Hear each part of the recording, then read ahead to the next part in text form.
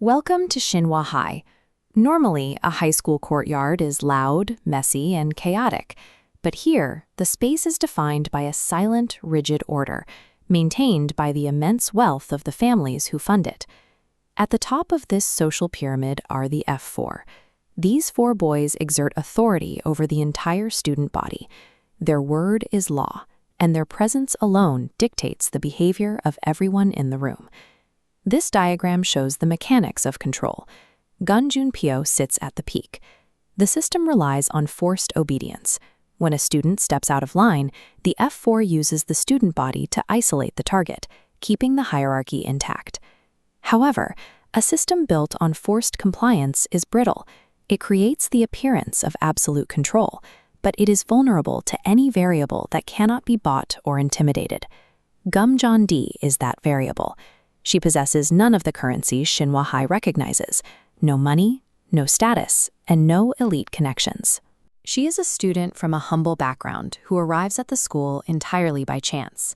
When Jandi witnesses the school's bullying firsthand, she doesn't retreat like the others. She steps forward to confront the injustice, placing herself directly in the path of the F4. This refusal to play by the rules makes her a threat to the school's social structure. Jandi rejects the idea that wealth determines who is right, challenging the very foundation of the F4's influence. Junpyo reacts with standard tactics. He attempts to break Jandi's will through public humiliation and isolation, expecting her to cave to social pressure. But Jandi doesn't follow the script. She absorbs the attacks without becoming a victim or conforming to his expectations, standing her ground through every attempt to crush her spirit. This flowchart illustrates 2 power models. Junpyo operates on status and fear. Jandi operates on authenticity. Because she doesn't value what Junpyo controls, his leverage disappears. His methods fail, confusing him with an opponent immune to his social standing.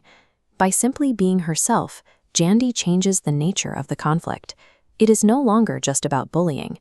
It is a test of whether the F4's world can survive someone who refuses to acknowledge their authority.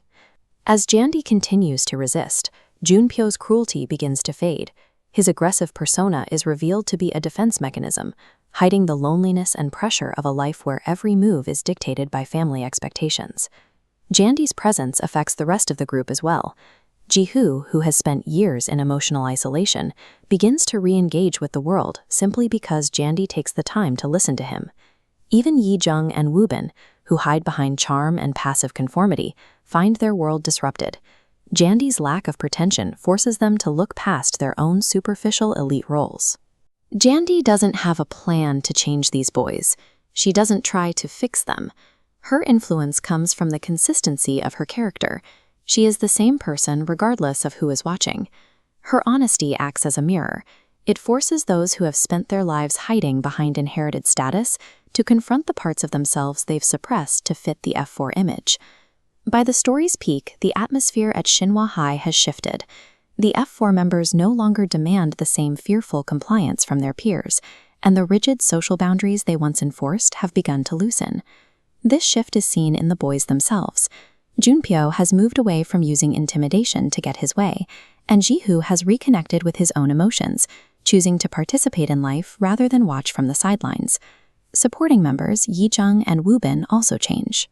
Instead of following the group's lead, they address their personal histories and make their own choices rather than their family names.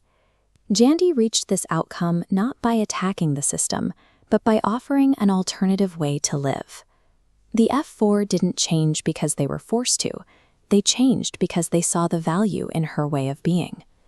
The story of Boys Over Flowers shows the mechanics of social influence in action.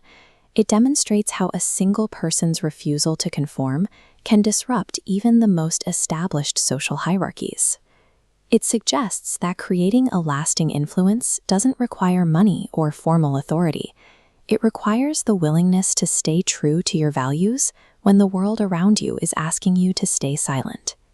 In an unequal world, maintaining your authenticity is a potent tool. By standing your ground, you can shift the perspective of those around you and eventually shift the world itself.